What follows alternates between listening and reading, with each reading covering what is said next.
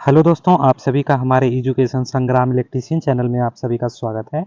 दोस्तों, आपका यह question UP PCL TG two, UP आर्मिनल टीजी2, आईटीआई वस्तुनिष्ठ सीबीटी एग्जाम कॉम्पिटेटिव एग्जाम के लिए दोस्तों आपकी एक कॉम्पिटेटिव एग्जाम के लिए क्वेश्चन है।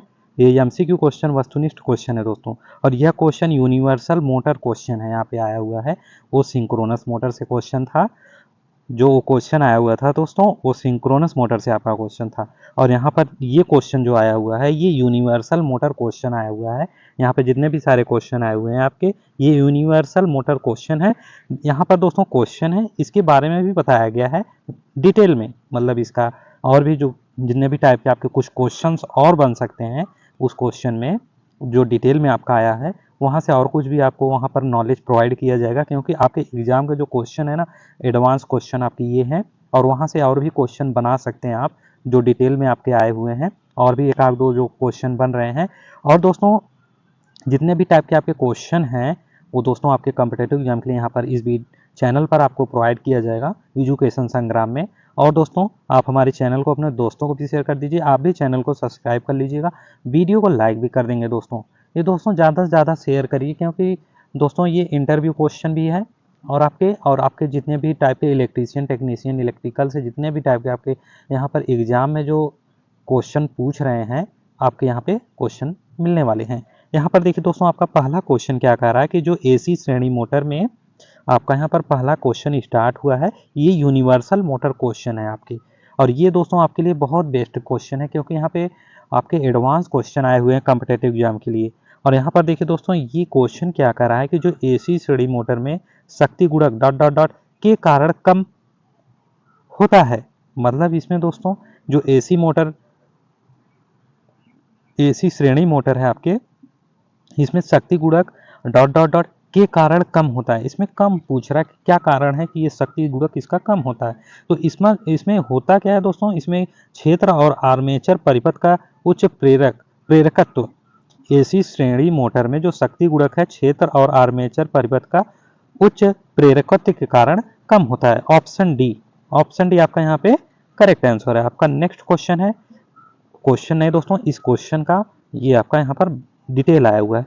और यहाँ पर पहले देखेंगे दोस्तों एसी श्रेणी मोटर के बारे में। यहाँ पर एसी श्रेणी मोटर के बारे में देखने वाले हैं, और इसमें क्या कह रहा है कि जो एसी श्रेणी मोटर को संशोधित डीसी श्रेणी मोटर के रूप में भी जाना जाता है, क्योंकि उनका निर्माण है डीसी श्रेणी मोटर के समान होता है। दोस्तों एसी श्रेणी मोटर के बारे में यहाँ पर आप समझ गए होंगे कि ये एसी श्रेणी मोटर जो संशोधित डीसी श्रेणी मोटर के रूप में भी जाना जाता है, और क्योंकि उनका जो निर्माण है आपके डीसी श्रेणी मोटर के समान होता है। अब आइए नेक्स्ट क्या कर रहा है कि इसके जो निर्माण में कुछ संशोधन करने के बाद जो एसी श्रेणी मोटर को संशोधन करने के बाद जो एसी श्रेणी मोटर है, इसको क्या करते हैं एसी और डीसी दोनों पर काम करने के लिए बनाया जा सकता है। यहाँ पर दोस्तों यूनिवर्सल मोटर चल रहा है आपका, और यहाँ पर आपके एसी के बारे में बताया जा रहा है। इस क्वेश्चन में जो आपका क्वेश्चन आया था उसका आंसर आप ऑप्शन डी था उसका।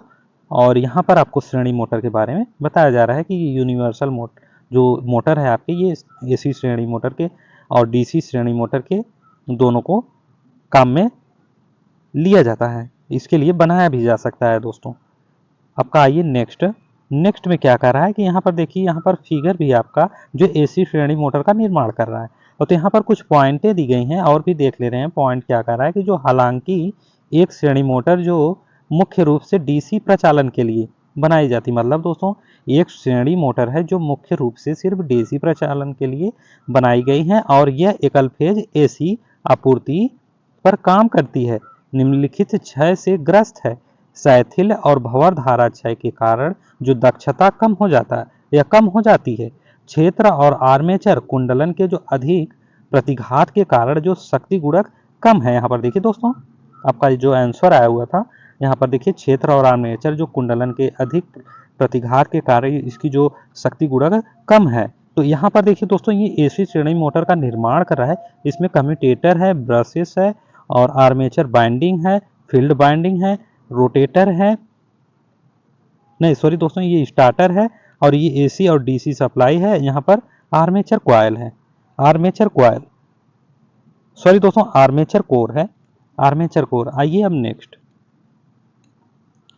नेक्स्ट में देखिए दोस्तों क्या करा है कि ये दोस्तों निम्नलिखित कुछ परिवर्तनों को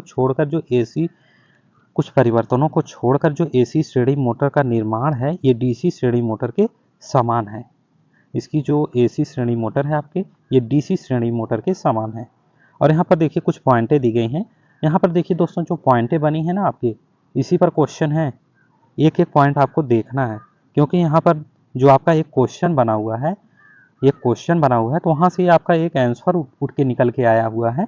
तो यहाँ पर भी जो पॉइंटें दी गई हैं, क्योंकि यहाँ पर एग्जाम में जब क्वेश्चन बनते हैं ना तो दोस्तों ऐसे ही बनते हैं, क्योंकि आपके जो थ्योरी हैं, आपके थ्योरी आते हैं तो जो थोड़ा सा क्या है कि जो इम्पोर्टेंट क्वेश्चन आपके यहाँ पर आए हुए हैं, इसका थ्योरी भी आया हुआ, तो जो क्वेश्चन और यहाँ से बन सकते हैं दोस्तों आपके लिए, यहाँ से आप क्रिएट कर सकते हैं।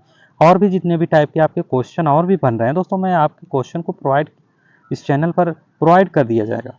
यहाँ पर देखिए दोस्तों यहाँ पर इस पॉइंट को देखिए, जो एसी श्रेणी मोटर को निर्माण के लिए जो डीसी श्रेणी मोटर के समान है, तो इसमें क्या क्या चीज़ें और होती हैं। तो देखिए इसमें चुंबकीय जो परिपथ को पटलित किया जाना चाहिए, चुंबकीय परिपथ को पटलित किया जाना चाहिए। और नेक्स्ट पॉइंट क्या कह रहा है कि जो क्षेत्र के प्रतिघात वोल्टेज पात को कम करने के लिए और जो शक्ति गुणक में सुधार करने के लिए क्षेत्र परिपथ को डीसी मोटर क्षेत्र की तुलना में बहुत कम प्रतिघात के लिए बनाया जाना चाहिए। अब समझ गए दोस्तों, डीसी मोटर की जो क्षेत्र की तुलना में जो बहुत कम प्रतिघात के लिए बनाया जाना चाहिए। और यहाँ पर देखिए दोस्तों दूसरा पॉइंट क्या करा कि आर्मेचर कुंडलन की जो प्रतिघात है, इसको कम करने के लिए वितरित क्षतिपूर्ति कुंडलन की आवश्यकता होती है। अब आइए नेक्स्ट पॉइंट देखिए दोस्तों, ये नेक्स्ट पॉइंट क्या कह रहा है कि जो क्षतिपूर्ति कुंडलन को आपके यहाँ क्षतिपूर्ति हो रही है कुंडलन की क्षतिपूर्ति को क्षेत्र और आर्मेचर कुंडलन के साथ जो श्रेणी में जोड़ा जा सकता है, जिसे चालकता और क्षतिपूर्ति आवश्यक आर्मेचर कहा जाता है, जिसे एसी और डीसी वोल्टेज पर संचालित करने के लिए बनाया गया है। और दूसरा पॉइंट क्या कह रहा है कि यदि जो क्षतिपूर्ति कुंडलन अपने आप में लघु परिपथ मतलब दोस्तों ये क्षतिपूर्ति जो कुंडलन अपने आप में क्या हो रही है कि लघु परिपथ हो रही है, तो हो जाती है और ट्रांसफार्मर क्रिया द्वारा उत्तेजना वोल्टेज प्राप्त करती है, तो इसके जो प्रेरक युग्मित कहा जाता है, प्रेरक है इसके जो वोल्टेज प्राप्त की जाती है, तो इसके जो प्रेरक है युग्मित कहा जाता है। अब आइए नेक्स्ट, यहाँ पर क्वेश्चन है आपका, नेक्स्ट में आपका ये डिटेल कंप्लीट हो गया पहले क्वेश्चन का, और यहाँ पर आपका ये दूसरा क्वेश्चन आया हुआ है। और यहाँ पर देखिए दोस्तों यूनिवर्सल मोटर को ये देखिए सार्वभौमिक मोटर भी कहा जाता है। यूनिवर्सल मोटर को सार्वभौमिक मोटर भी कहा जाता है, इसको नोट कर लेंगे इसकी हिंदी। और यहाँ पर देखिए निम्नलिखित में से कौन सी मोटर को लगभग समान चाल और आउटपुट पर डीसी या एकल फेज की एसी आपूर्ति पर संचालित किया जा सकता है। ये क्वेश्चन आपको दोस्तों, इस क्वेश्चन में आपको ये कहा जा रहा है कि निम्नलिखित में से कौन सी मोटर को लगभग समान चाल और आउटपुट पर डीसी या एकल फेज की एसी आपूर्ति पर संचालित किया जा सकता है। ये सार्वभौमिक मोटर है, सार्वभौमिक ऑप्शन डी। इसे यूनिवर्सल मोटर के नाम से भी जाना जाता है। ये समान चाल और आउटपुट डीसी एकल फेज की एसी आपूर्ति पर संचालित किया जा सकता है। इसे यूनिवर्सल मोटर नाम से भी जाना जाता है, सार्वभौमिक मोटर को। अब आइए नेक्स्ट, सार्वभौमिक मोटर। यहाँ पर सार्वभौमिक मोटर के बारे में कुछ चीज़ें बताई गई हैं। यहाँ पर देखिए, इसमें देखिए दोस्तों क्या मतलब दोस्तों इसमें कहा क्या जा रहा है सार्वभौमिक मोटर में, कि वह मोटर जिसका उपयोग एकल फेज वाला या वाले एसी स्रोत व आपूर्ति और वोल्टेज के डीसी स्रोत के साथ किया जा सकता है, इसे सार्वभौमिक मोटर कहा जाता है। और देखिए दोस्तों क्या कह रहा है इसमें सार्वभौमिक को, इसे सामान्यतः एकल फेज वाली श्रेणी मोटर के रूप में भी जाना जाता है, श्रेणी मोटर के रूप में जाना जाता है। और आइए नेक्स्ट क्या करा कि जो डीसी श्रेणी मोटर को रेखीय टर्मिनल की ध्रुवता को विपरीत करके मोटर समान दिशा में चलना जारी रखता है। मतलब इसके कहने का मतलब है कि जो डीसी श्रेणी मोटर को रेखीय टर्मिनल की ध्रुवता को क्या कर रहा है, विपरीत करके मोटर को समान दिशा में चलना जारी रखता है। ऑप्शन यहाँ पर देखिए दोस्तों, आपका जो तीसरा है यहाँ पर आपका डिटेल कंप्लीट है। और आइए नेक्स्ट देखते हैं इसमें क्या कह रहा है कि एक सार्वभौमिक मोटर एक द्विपरिवर्तक प्रकार की मोटर है। इसको भी नोट कर लेंगे। एक सार्वभौमिक मोटर एक द्विपरिवर्तन प्रकार की मोटर है। इसको नोट कर लेंगे, यहाँ पर क्वेश्चन बना सकता है दोस्तों आपके एग्जाम का। और यहाँ पर देखिए दोस्तों, प्रत्यक्ष या एकल फेज स्रोत के एसी पर संचालित होने पर सार्वभौमिक मोटर लगभग समान गति और आउटपुट उत्पन्न करती है। अब आइए नेक्स्ट पॉइंट, सार्वभौमिक मोटर एसी और डीसी दोनों पर काम करती है। समझ गए दोस्तों, सार्वभौमिक मोटर ये एसी और डीसी दोनों पर काम कर सकती है। और आइए नेक्स्ट ये पॉइंट क्या कह रहा है कि हालांकि एक जो श्रेणी मोटर जो मुख्य रूप से डीसी प्रचालनों के लिए अभिकल्पित की गई है, मतलब दोस्तों जो डीसी प्रचालनों के लिए अभिकल्पित की गई है वह एकल फेज की एसी आपूर्ति पर काम करती है या निम्नलिखित कमियों से ग्रस्त होती है। अब आइए नेक्स्ट पॉइंट क्या कर रहा है। ये दोस्तों पॉइंट जो आपको बताया जा रहा है यहाँ पर इंपॉर्टेंट है आपके लिए। क्वेश्चन और पॉइंट ये दोनों आपके लिए इंपॉर्टेंट है। यहाँ पर आपका जो क्वेश्चन आया हुआ है, आपका ये क्वेश्चन जो आया हुआ है दोस्तों, आपका एडवांस क्वेश्चन है, बेस्ट क्वेश्चन है आपके एग्जाम के लिए। आपका जो भी टाइप हो क्वेश्चन का, यहाँ पर आपके लिए एडवांस क्वेश्चन है और यहाँ से आपको मिलने वाले हैं क्वेश्चन कॉम्पिटिटिव एग्जाम के लिए। और यहाँ पर देखिए दोस्तों, इसमें क्या कहा जा रहा है, क्वेश्चन का जो पॉइंट है और जो शैथिल्यता देखिए, शैथिल्यता और भंवर धारा हानियों के लिए दोस्तों, यहाँ पर जो भंवर धारा हानि है इसके कारण इसकी जो दक्षता होती है कम हो जाती है। तो जो शक्ति गुणांक है क्षेत्र और आर्मेचर कुंडलन के कारण निम्न हो जाता है। अब आइए नेक्स्ट पॉइंट, ब्रश पर अधिक चिंगारी उत्पन्न होती है। समझ गए, शैथिल्य और भंवर धारा हानियों के कारण इसकी जो दक्षता होती है कम हो जाती है। तो जो शक्ति गुणक है इसकी क्षेत्र और आर्मेचर कुंडलन के कारण जो निम्न हो जाता है, तो जो ब्रश पर अधिक चिंगारी उत्पन्न होती है। अब आइए नेक्स्ट क्या कह रहा है कि उपरोक्त कमियों को दूर करने के लिए डीसी श्रेणी मोटर में कुछ संशोधन किए जाते हैं ताकि यह एसी धारा पर भी काम कर सके। तो यहाँ पर देखिए, जो सार्वभौमिक मोटर के अनुप्रयोग में देखना है आपको कि ये जो डीसी श्रेणी मोटर में जो कुछ संशोधन किए जा रहे हैं ताकि यह एसी धारा पर भी काम कर सके। तो इसमें क्या क्या चीज़ें की जा रही हैं कि एसी धारा पर ये डीसी श्रेणी मोटर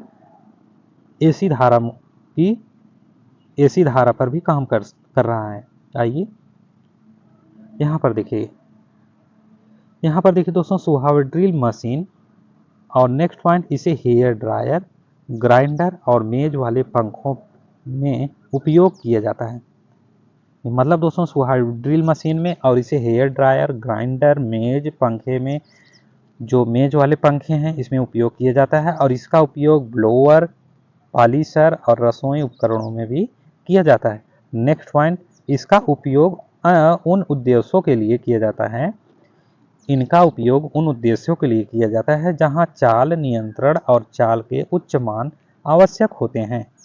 अब आइए नेक्स्ट, आपका यहाँ पर नेक्स्ट क्वेश्चन आया हुआ है।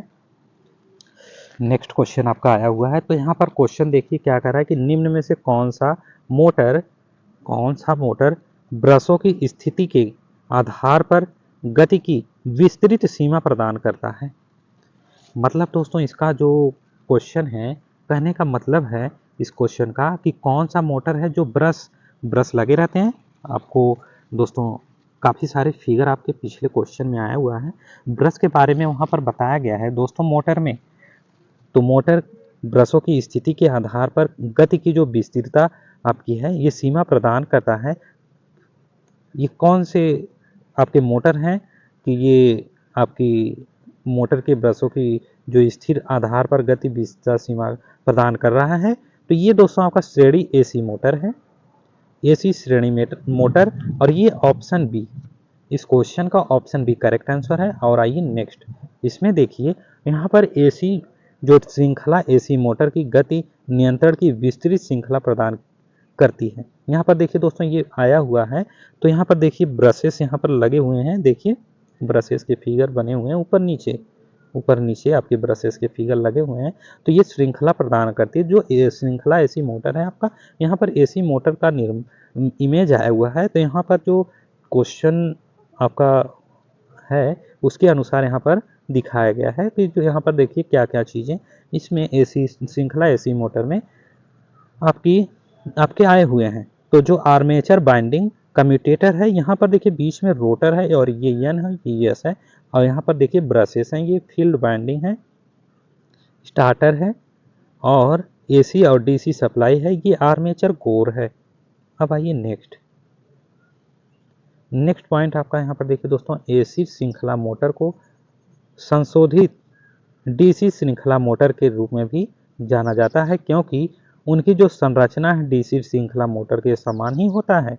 अब आइए नेक्स्ट पॉइंट क्या कह रहा है कि जो कार्य सिद्धांत डीसी श्रृंखला मोटर के समान होता है, जब एसी श्रृंखला मोटर एसी से जुड़ी होती है तो तब क्या होगा कि प्रत्यावर्ती धारा क्षेत्र और आर्मेचर कुंडलन के माध्यम से प्रवाहित होने लगती है। नेक्स्ट पॉइंट, क्षेत्र कुंडलन और एक प्रत्यावर्ती अभिभाव जो फाई पैदा करता है, जो आर्मेचर कुंडलन में प्रवाहित धारा के साथ प्रतिक्रिया करके बलाघूर्ण उत्पन्न करता है। अब आइए यहाँ पर कुछ पॉइंट और भी हैं इसमें। तो यहाँ पर देखिए इसमें क्या कर रहा है कि चूंकि आर्मेचर और क्षेत्र धारा दोनों एक साथ उत्क्रमित होते हैं, इसलिए जो बलाघूर्ण हमेशा एक ही दिशा में उत्पन्न होता है। एक ही दिशा में जो बलाघूर्ण है इसकी, तो एक ही दिशा में उत्पन्न हो रहा है होता है। तो यहाँ पर देखिए दोस्तों, जो श्रृंखला मोटर कम गति पर उच्च प्रारंभिक बलाघूर्ण विकसित करती है, ऐसा इसलिए है कि क्योंकि इसमें जो बलाघूर्ण में जो वृद्धि से क्षेत्र और आर्मेचर धारा बढ़ती है, इसके जो परिणाम स्वरूप अभिभाव मजबूत होता है और इसलिए गति कम होती है, क्योंकि इसमें जो बलाघूर्ण है आर्मेचर धारा के वर्गमूल के साथ समानुपाती होता है। अब आइए नेक्स्ट आपका यहाँ पर क्वेश्चन है।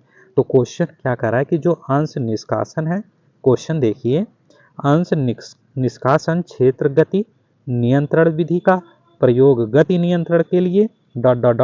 में किया जाता है। मतलब इसके कहने का मतलब क्वेश्चन का कि जो अंश निष्कासन क्षेत्र गति और नियंत्रण विधि का प्रयोग गति नियंत्रण के लिए ... में किया जाता है, इसमें कौन सा है? तो जो सार्वभौमिक है, सार्वभौमिक मोटर, ये गति नियंत्रण के लिए सार्वभौमिक मोटर में उपयोग किया जाता है, प्रयोग किया जाता है। ये अंश निष्कासन क्षेत्र गति नियंत्रण विधि का प्रयोग है। सार्वभौमिक मोटर आपका ऑप्शन डी करेक्ट आंसर है। अब आइए नेक्स्ट, यहाँ पर देखिए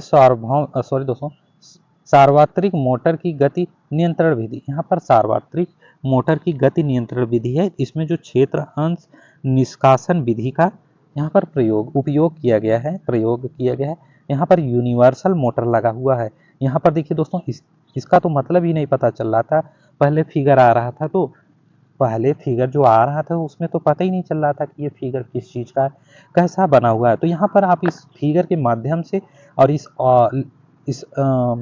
क्षेत्र अंश निष्कासन विधि के माध्यम से यहाँ पर आप यूनिवर्सल मोटर का इमेज देख सकते हैं कि ये थोड़ा सा जो छोटा सा बनकर आया हुआ है इमेज, ये इमेज कैसा इमेज है।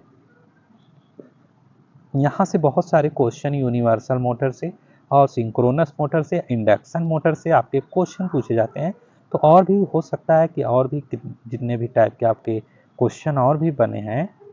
मैं आपका सिंक्रोनस मोटर से लगभग और भी क्वेश्चन हैं देख रहे हैं दोस्तों, उसको भी देखते हैं।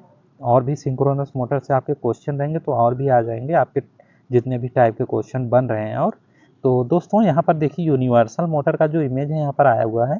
तो यहाँ पर देखिए दोस्तों, पोल 1 पोल 2 है, ये हाई है, ये लो है। तो L1 है, L2 है, तो ये क्षेत्र अंश निष्कासन विधि का है इमेज। और यहाँ पर यूनिवर्सल मोटर का उपयोग किया गया है या प्रयोग किया गया है। तो आइए नेक्स्ट, अब यहाँ पर कुछ पॉइंटें दी गई हैं। इसमें जो ये आपका पहला आया हुआ था क्षेत्र अंश निष्कासन का, देखिए अंश निष्कासन विधि का, तो इसमें यूनिवर्सल मोटर के बारे में, पोल 1 पोल 2 हाई लो के बारे में, L1 L2 के बारे में बताया गया है।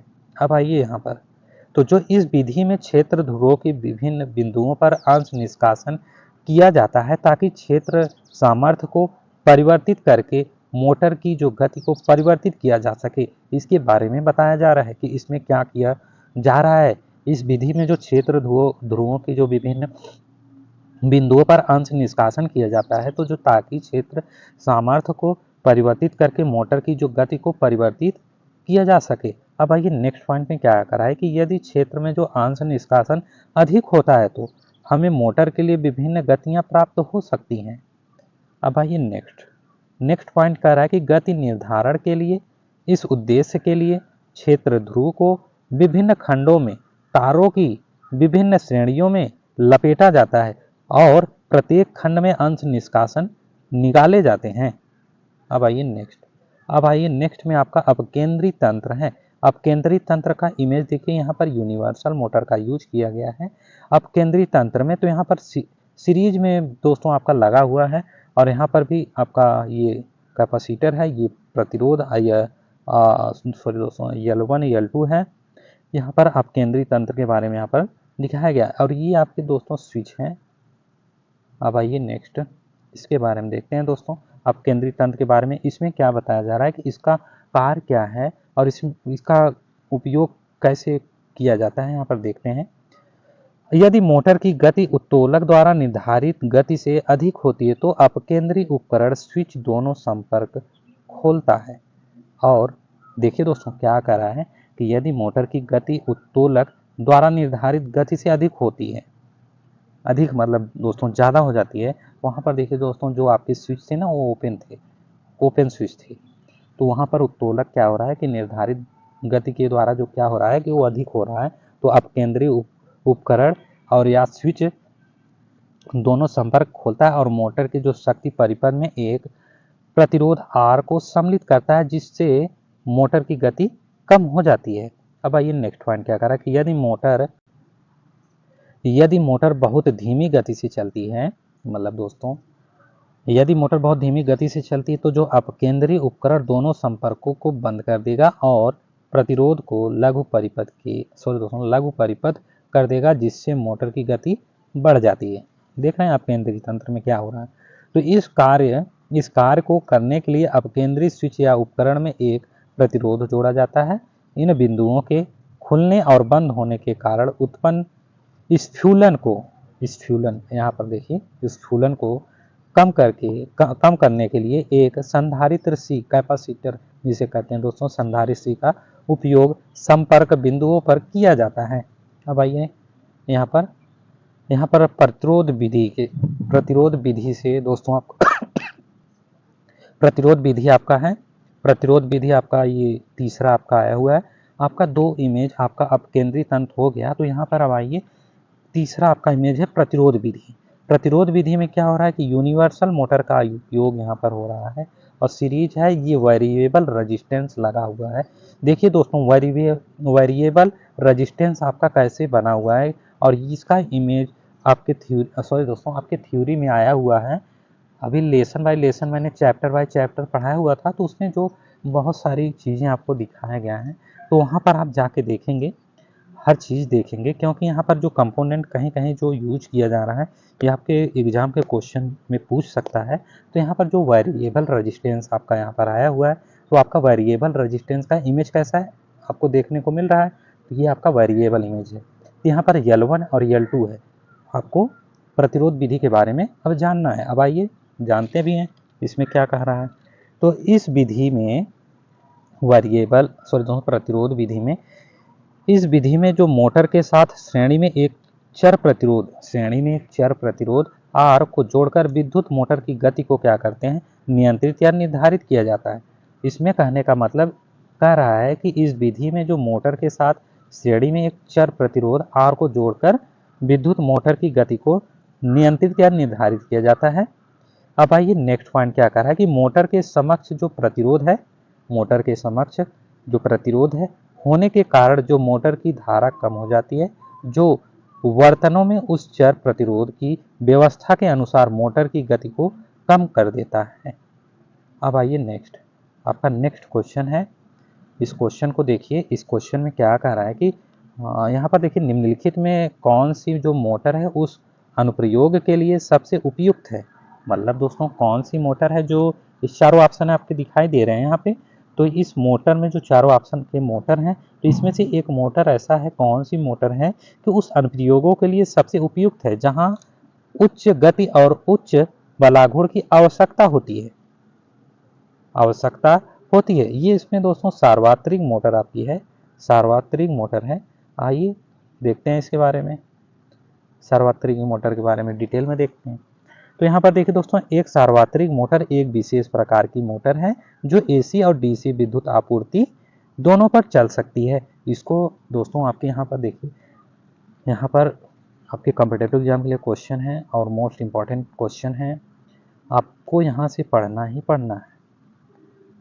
और दोस्तों आप हमारे चैनल को ज़रूर से सब्सक्राइब कर लेंगे, जिससे वीडियो का नोटिफिकेशन आपको मिलता रहेगा और यहाँ से आप बहुत अच्छे तरीके से आप अपने नॉलेज को बढ़ा सकते हैं,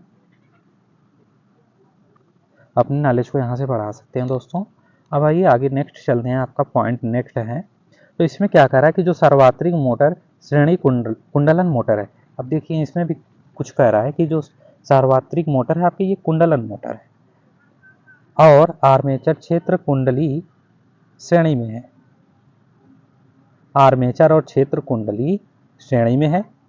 और आइए नेक्स्ट, इसमें एक उच्च प्रारंभिक बलाघूर्ण है। ये सार्वत्रिक मोटर में इसमें क्या हो रहा है कि इसमें एक उच्च प्रारंभिक बलाघूर्ण भी होता है। तो सार्वत्रिक मोटर की ये 3500 आरपीएम जितने उच्च गति पर काम करने के लिए होती है, ये 3500 आरपीएम पर जितनी उच्च गति पर काम करने के लिए ये दोस्तों काम करने के लिए होती है। अब आइए नेक्स्ट पॉइंट क्या कह रहा है कि यह प्रतिघात वोल्टेज पात के कारण है, प्रतिघात वोल्टेज पात के कारण है जो केवल एसी में उपस्थित है और डीसी में नहीं है। नेक्स्ट पॉइंट, यह उच्च बलाघूर्ण अनुप्रयोगों के लिए उपयुक्त है। मतलब दोस्तों यह उच्च बलाघूर्ण अनुप्रयोगों के लिए उपयुक्त है। और यहाँ पर देखिए दोस्तों क्या कह रहा है पॉइंट, इसलिए सार्वत्रिक जो मोटर की आपूर्ति वोल्टेज को एसी से डीसी में बदल दिया जाता है। दोस्तों सार्वत्रिक मोटर एसी को डीसी में बदल दिया जाता है और डीसी श्रेणी मोटर के रूप में कार्य करेगा। अब आइए यहाँ पर देखिए इमेज देखिए, कंपनसेटिंग वाइंडिंग है और ये कम्यूटेटर टाइप रोटर है, फील्ड वाइंडिंग है यहाँ पे। और ये आपकी जो इमेज दी गई है और यहाँ पर ये फील्ड वाइंडिंग बनाई गई है और ये कम्यूटेटर टाइप रोटर है, ये ऊपर वाली भाग। और ये देखिए आपके यहाँ पे यूनिवर्सल मोटर की आपका ये लगा हुआ है, इसके अंदर है। अब आइए नेक्स्ट, अब यहाँ पर देखिए दोस्तों क्लासिफिकेशन ऑफ इलेक्ट्रिक ड्राइव, यहाँ पर क्लासिफिकेशन मतलब किया गया है। तो इसमें कहा गया है कि जो क्लासिफिकेशन ऑफ इलेक्ट्रिक ड्राइव में अकॉर्डिंग टू सप्लाई है, फिर अकॉर्डिंग टू एप्लीकेशन है। तो इसमें अकॉर्डिंग टू सप्लाई में एसी ड्राइव है, DC drive, according to application में आपका जो इंडिविजुअल ड्राइव है, ग्रुप ड्राइव है और ये मल्टी मोटर ड्राइव, इतने होते हैं आपके। अब आइए क्लासिफिकेशन में जो इलेक्ट्रिक ड्राइव है। अब आइए नेक्स्ट, अब इसमें देखिए दोस्तों एसी ड्राइव के बारे में यहाँ पर देखने वाले हैं। तो एसी ड्राइव क्या होता है कि एसी ड्राइव का उपयोग मोटर के फेज रहित गति नियंत्रित के लिए किया जाता है और जो ज़्यादातर प्रक्रिया उद्योगों में उनके असभ्यता और रखरखाव मुक्त लंबे जीवन के कारण उपयोग किया जाता है। और नेक्स्ट पॉइंट क्या कह रहा है, जो शक्ति अर्धचालक आधारित उपकरण है, इसके जो उपकरण है के माध्यम से मुख्य रूप से जो वोल्टेज आवृत्ति गति नियंत्रित द्वारा प्राप्त जो एसी ड्राइव गति नियंत्रण है। अब आइए नेक्स्ट, अपने सरल और बेहद निर्माण के लिए इसके कारण जो एसी ड्राइव में पिंजर प्रेरण मोटर का व्यापक रूप से उपयोग किया जाता है, पिंजर प्रेरण मोटर का व्यापक रूप से उपयोग किया जाता है। अब आइए नेक्स्ट पॉइंट कर रहा है कि जो एसी ड्राइव विभिन्न वोल्टेज स्तरों पर उपलब्ध है और ये प्रचालन वोल्टेज की जो कोई सीमा नहीं है, नेक्स्ट पॉइंट कह रहा है कि उसी शक्ति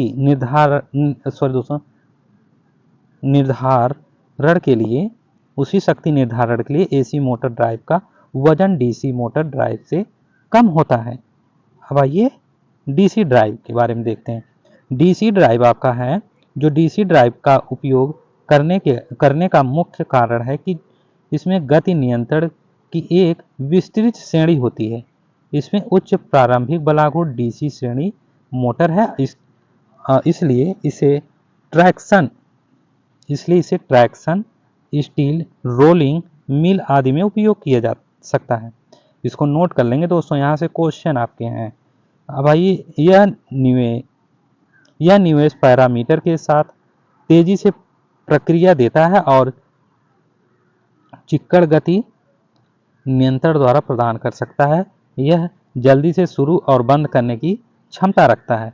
अब आइए नेक्स्ट पॉइंट। यह दोस्तों डीसी मोटर ड्राइव की लागत एसी मोटर ड्राइव की तुलना में अधिक है, क्योंकि जो डीसी आपूर्ति के लिए आवश्यक अतिरिक्त उपकरण जैसे कन्वर्टर, बैटरी इत्यादि हैं। अब आइए नेक्स्ट क्वेश्चन आपका यहाँ पर आया हुआ है, तो इस क्वेश्चन को देखते हैं। यहाँ पर देखिए क्वेश्चन दोस्तों, क्वेश्चन देखिए इसमें क्या कह रहा है क्वेश्चन। निम्नलिखित में से कौन सी मोटर प्रत्यक्ष या एकल चरण एसी आपूर्ति पर संचालित होती है और लगभग उसी गति और आउटपुट का उत्पादन करती है। इस क्वेश्चन का मतलब है कि कौन सी मोटर, ये 4 ऑप्शन दी गई हैं, इसमें से आपको बताना है कि कौन से मोटर प्रत्यक्ष या एकल चरण एसी आपूर्ति पर संचालित होती है और लगभग गति इसकी जो है इसकी जो लगभग उसकी गति है आउटपुट का उत्पादन करती है।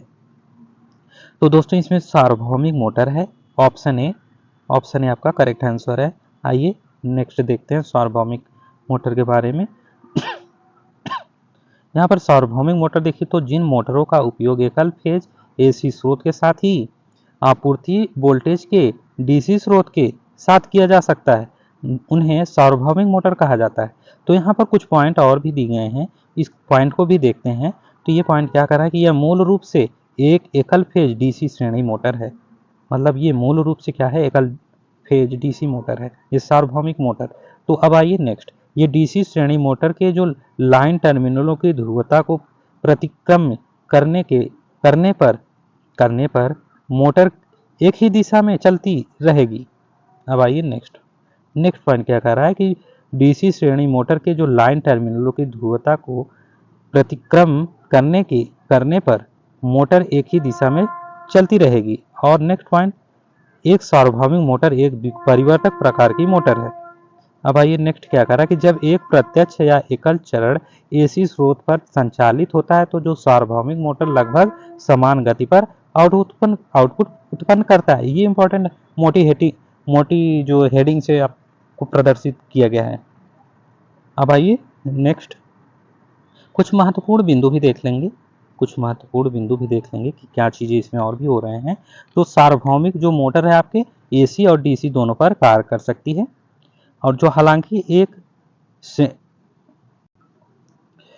तो यहाँ पर देखिए, हालांकि एक जो श्रेणी मोटर जो एक मुख्य रूप से डीसी संचालन के लिए डिजाइन की जाती है, लेकिन यह एकल फेज एसी आपूर्ति पर कार्य करते समय इसमें निम्न कमियां होती हैं।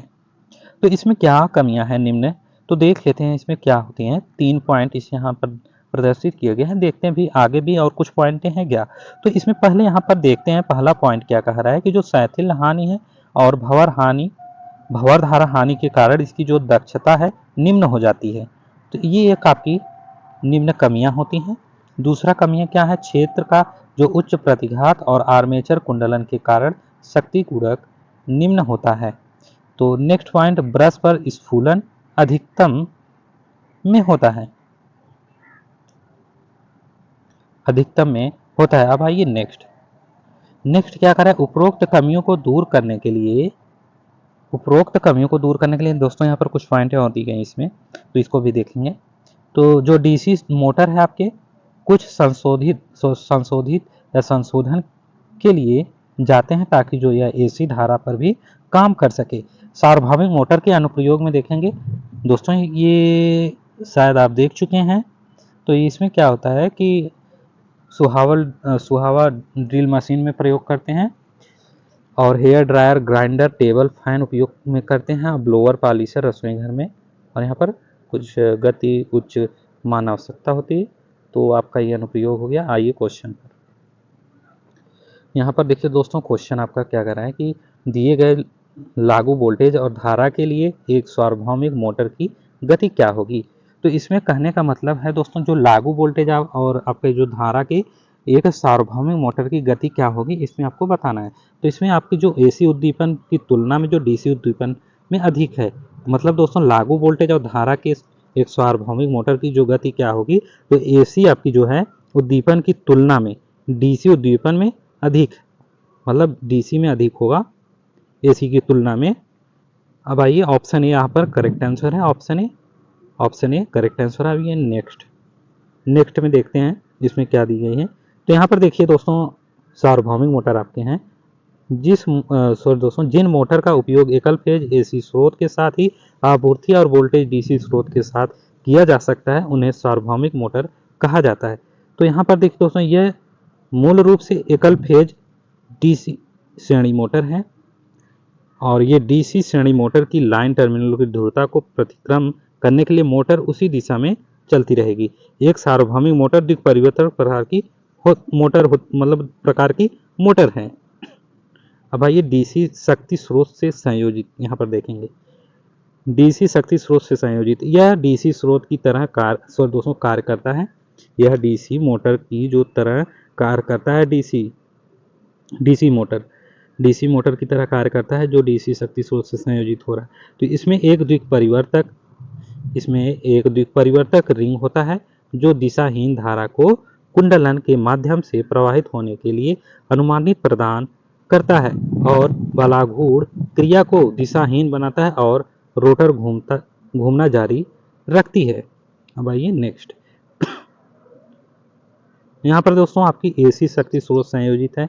इसमें देखिए दोस्तों, एसी आपूर्ति के साथ जो एक सार्वभौमिक मोटर का प्रयोग करने पर जो मोटर द्वारा उत्पादित बलाघूर्ण धनात्मक अर्धचक्र के दौरान धनात्मक होगा, चूंकि आर्मेचर और क्षेत्र धारा दोनों समान दिशा में होते हैं।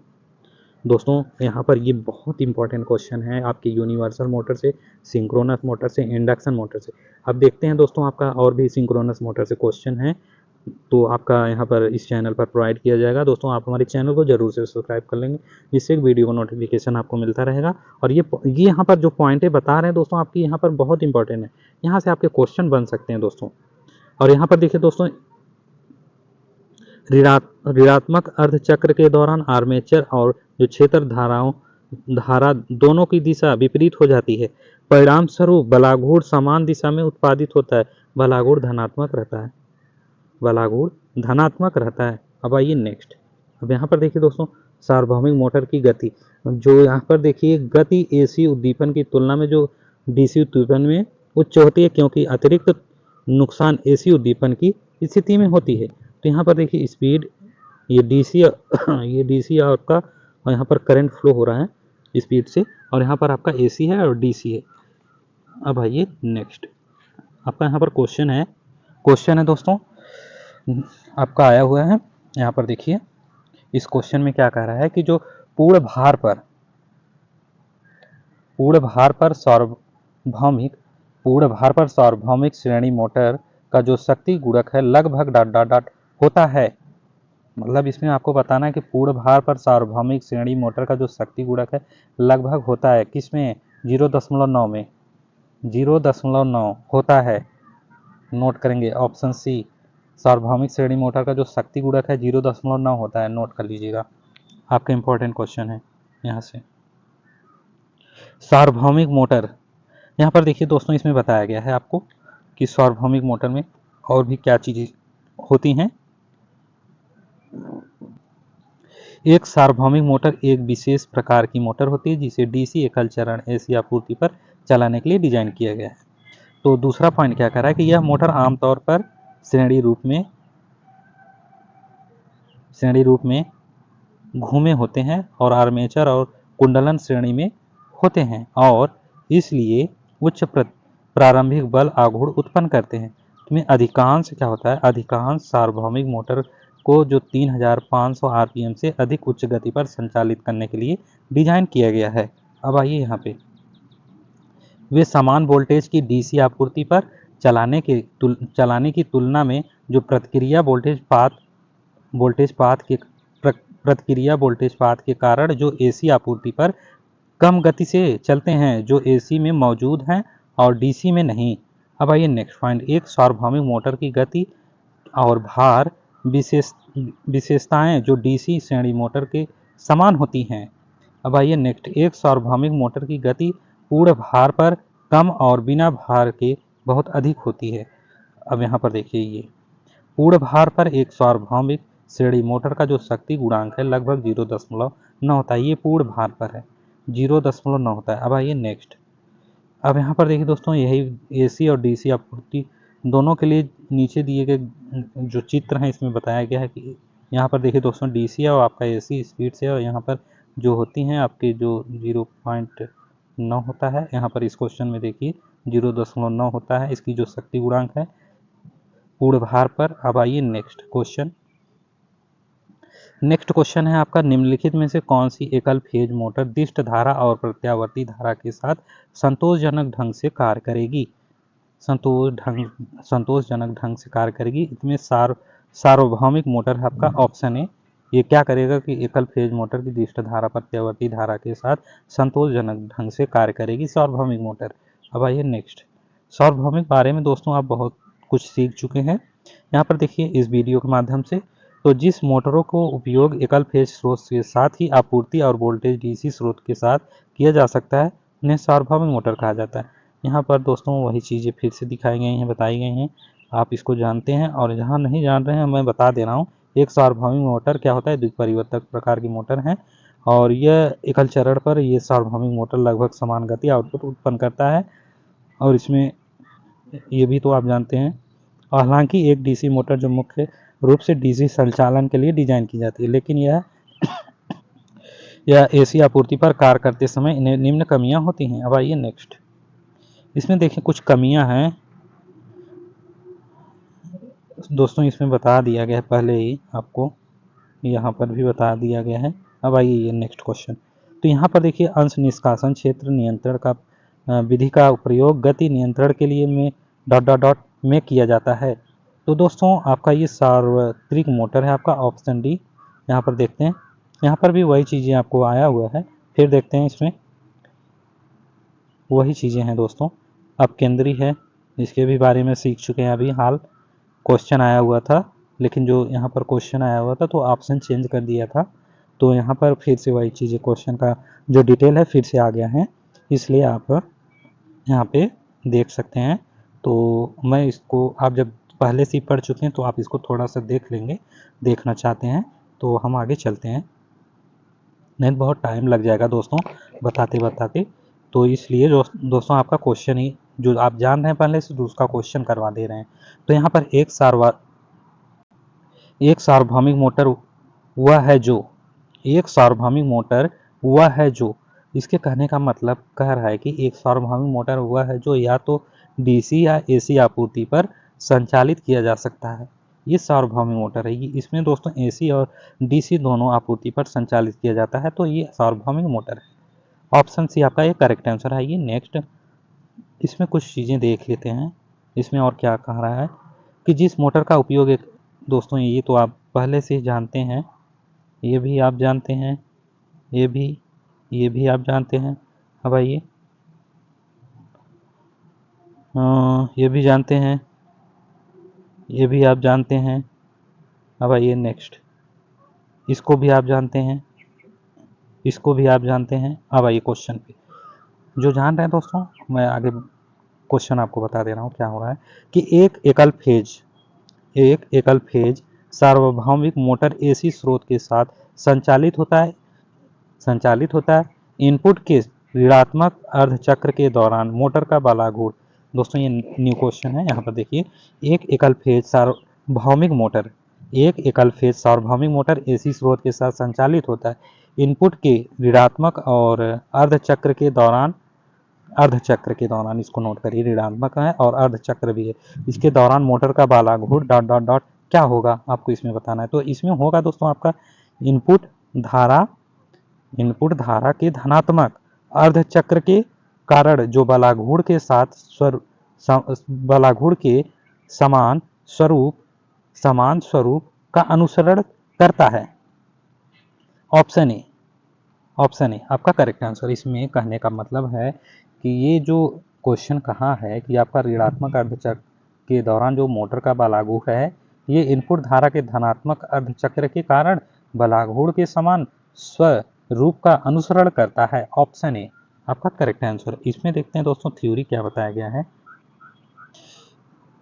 यहाँ पर इसको देख लेते हैं थोड़ा सा, इसके बाद सेम रहेगा तो आगे चलते हैं। तब फिर यहाँ पर देखिए, एक सार्वभौमिक मोटर एक विशेष प्रकार की मोटर है जिसे डीसी या एकल फेज एसी आपूर्ति पर चलाने के लिए डिजाइन किया गया है। ये मोटर आमतौर पर श्रेणी कुंडली, आर्मेचर और कुंडली श्रेणी में है और इसलिए उच्च प्रारंभिक बालाघूर्ण का उत्पादन करते हैं। तो आइए नेक्स्ट, वे एसी आपूर्ति पर कम गति से चलते हैं, मतलब ये डीसी एकल फेज है, ये उच्च प्रारंभिक बालाघूर्ण उत्पन्न कर रहा है। और यहाँ पर जो एसी आपूर्ति कम गति से चलते हैं, फिर उसी वोल्टेज को डीसी आपूर्ति पर चलाते हैं, जो प्रक्रिया वोल्टेज पात के कारण होता है, तो जो एसी में मौजूद और डीसी में नहीं है। ठीक है, आइए नेक्स्ट, इसका निर्माण देखिए, निर्माण कैसे हो रहा है। एक सार्वभौमिक मोटर का निर्माण एक डीसी मशीन के निर्माण के समान है। अब आइए नेक्स्ट पॉइंट, इसमें एक स्टेटर होता है जिस पर क्षेत्र ध्रुव लगे होते हैं। दोस्तों इसमें एक स्टेटर होता है और एक स्टेटर होता है जिस पर क्षेत्र ध्रुव लगे होते हैं। क्षेत्र कुंडलन क्षेत्र ध्रुवी पर कुंडलित कर रहे हैं, और हालांकि पूरे चुंबकीय पथ, स्टेटर क्षेत्र परिपथ और आर्मेचर भी विपाटन है, मतलब इस पे स्थापित हैं, एसी पर काम करते हैं। समय निकलने वाली जो भंवर, मतलब एसी पर काम करते समय निकलने वाली जो भंवर धाराओं को कम करने के लिए विपाटन आवश्यक है।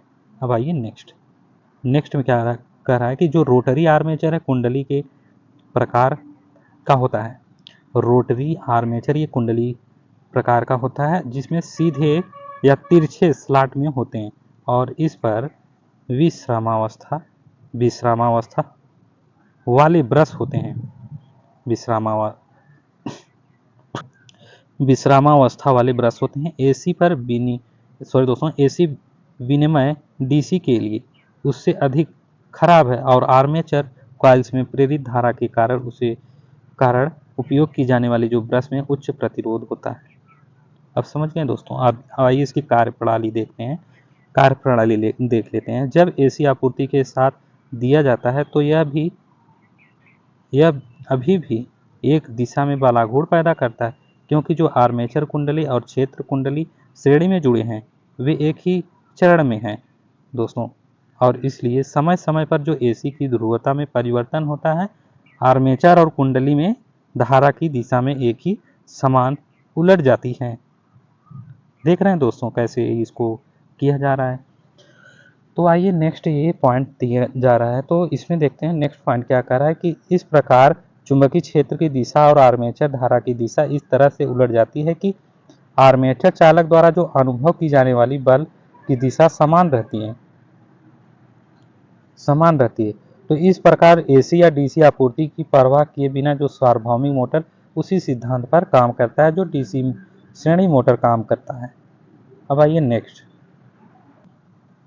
यहाँ पर देख दोस्तों इस क्वेश्चन में क्या कह रहा है कि अब सार्वभौमिक मोटर के रोटेशन की दिशा को धारा के प्रवाह को उत्क्रमण करने या करके उत्क्रम किया जा सकता है। दोस्तों आर्मेचर कुंडली या क्षेत्र कुंडली सार्वभौमिक मोटर के जो रोटेशन की दिशा को धारा के प्रवाह को उत्क्रमण करके उत्क्रम किया जा सकता है। तो ये आर्मेचर कुंडली या क्षेत्र कुंडली, अभी तो दोस्तों मैंने बता के आ रहा हूँ दोस्तों, अभी थ्योरी में आपको डिटेल में बता के ही तो आ रहा हूँ। आर्मेचर कुंडली या क्षेत्र कुंडली के से आपको जो दिशाएं होती हैं आपका उत्क्रमण किया जा सकता है, इसकी रोटेशन की दिशा। ऑप्शन बी करेक्ट आंसर है। आइए देखते हैं इसमें। दोस्तों, सार्वभौमिक मोटर, जिस मोटर का उपयोग एसी एकल स्रोत के साथ आपूर्ति वोल्टेज के डीसी स्रोत के साथ किया जा सकता है, उन्हें सार्वभौमिक मोटर कहा जाता है। तो यह मूल रूप से एक एकल फेज डीसी मोटर है और ये डीसी श्रेणी मोटर की लाइन जो टर्मिनलों की ध्रुवता को प्रतिक्रम करने पर जो मोटर उसी दिशा में चलती रहेगी, और ये एक सार्वभौमिक मोटर द्विपरिवर्तक प्रकार की मोटर है।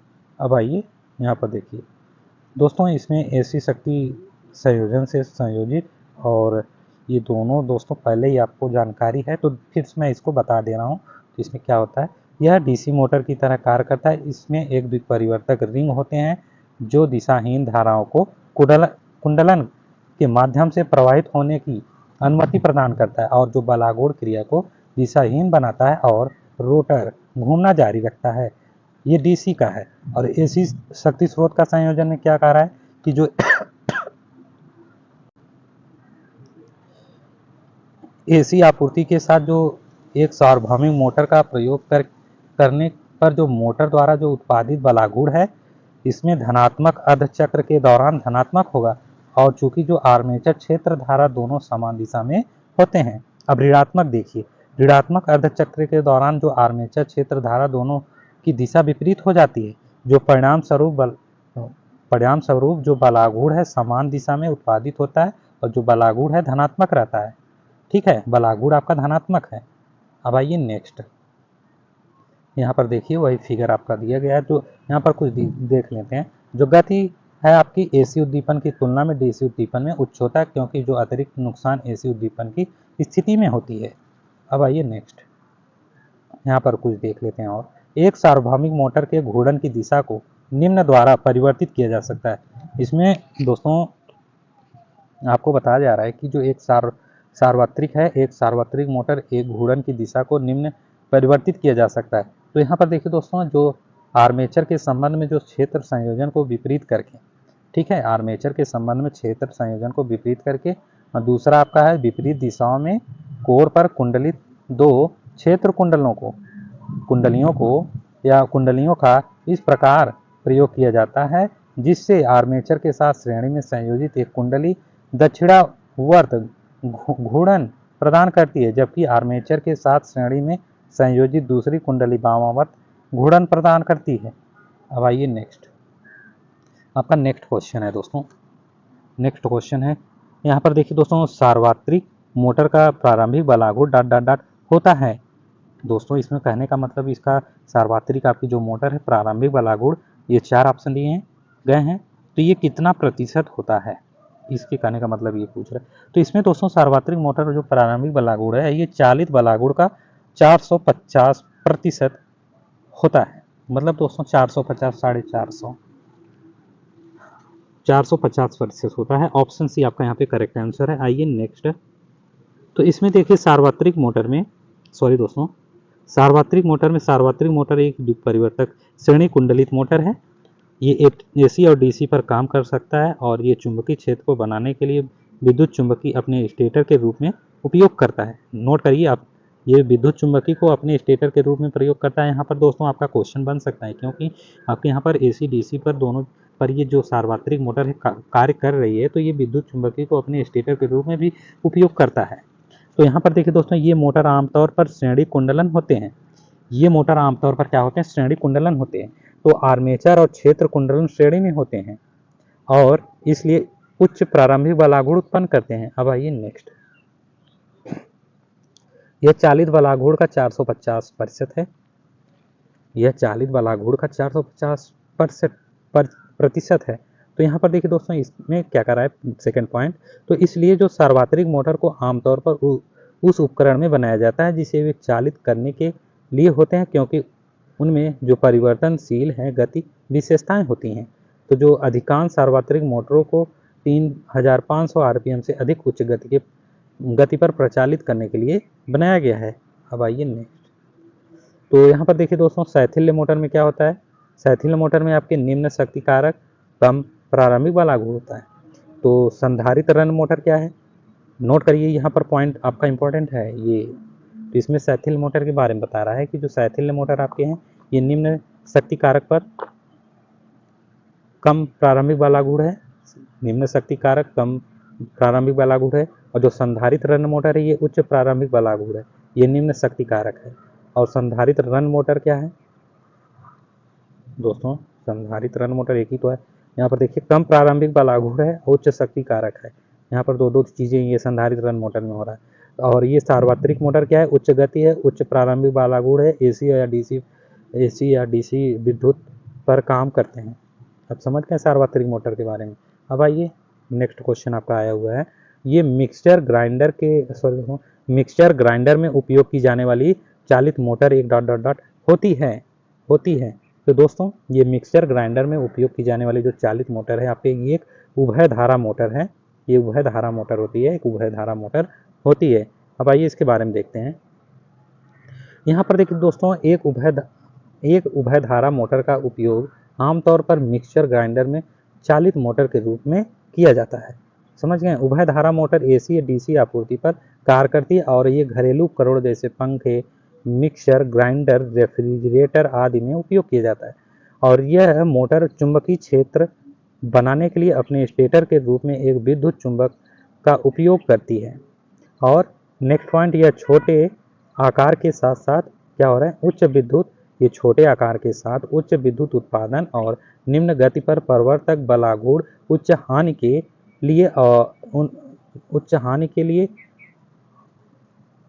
और उच्च भार उठाने के लिए अभिलक्षणित होती है। ये दोस्तों आपका कंप्लीट हो गया। ये आपका कंप्लीट हो गया दोस्तों। और आपका अगला क्वेश्चन होगा इंडक्शन मोटर या सिंक्रोनस मोटर का। दो में से एक क्वेश्चन आपका आने वाला है दोस्तों। इंडक्शन मोटर या सिंक्रोनस मोटर से आपके क्वेश्चन आने वाले हैं अगले वीडियो में। दोस्तों आप हमारे चैनल को अपने दोस्तों को भी शेयर कर दीजिए। आप भी चैनल को सब्सक्राइब कर लीजिएगा, वीडियो को लाइक भी कर देंगे दोस्तों। और दोस्तों चैनल को जरूर से सब्सक्राइब कर लेंगे, जिससे वीडियो का नोटिफिकेशन आपको मिलता रहेगा। और यहाँ पर दोस्तों आपके कॉम्पिटिटिव एग्जाम के लिए बेस्ट क्वेश्चन, एडवांस क्वेश्चन अब आ रहे हैं दोस्तों। और वहाँ पे आपका जो प्लेलिस्ट है और चैनल में क्वेश्चन पड़े हुए हैं, आपके इंपॉर्टेंट क्वेश्चन है, जितने भी टाइप के आपके क्वेश्चन है ना दोस्तों यहाँ पर आने वाले हैं। आप कोई भी एग्ज़ाम दे रहे हैं इलेक्ट्रीशियन से, इलेक्ट्रिकल से दोस्तों, यहाँ पर देखिए दोस्तों आपका जो हाई लेवल बीटेक है और यहाँ पर ये क्वेश्चन नहीं पूछे जाएंगे। आपका जो मैं थोड़ा आपके जो डिस्क्रिप्शन है वहाँ पर आपको दे दिया हूँ कि कौन कौन से क्वेश्चन आपको वहाँ से कौन कौन से एग्ज़ाम के क्वेश्चन आ सकते हैं। आपका इमेज में जो आपका वो क्या नाम है उसका, थंबनेल है आपके, थंबनेल के ऊपर जो आपके कवर पे लिखा रहता है आपका वो कंप्लीट है, और जो उसके टाइटल में है वो भी। और दोस्तों और कुछ भी जो मैं आपसे बोल रहा हूँ वो भी आपके यहाँ पर इंक्लूड हैं। और दोस्तों आप हमारे चैनल को जरूर से सब्सक्राइब कर लेंगे, जिससे वीडियो को नोटिफिकेशन मिलता रहेगा। और कॉम्पिटिटिव एग्जाम के लिए दोस्तों क्वेश्चन अभी आते रहेंगे। अब बहुत सारे क्वेश्चन हैं आपको पढ़ने हैं दोस्तों, बहुत सारे क्वेश्चन हैं आपको पढ़ने हैं। और दोस्तों एडवांस क्वेश्चन है आपके लिए। Thank you so much guys, thank you so much.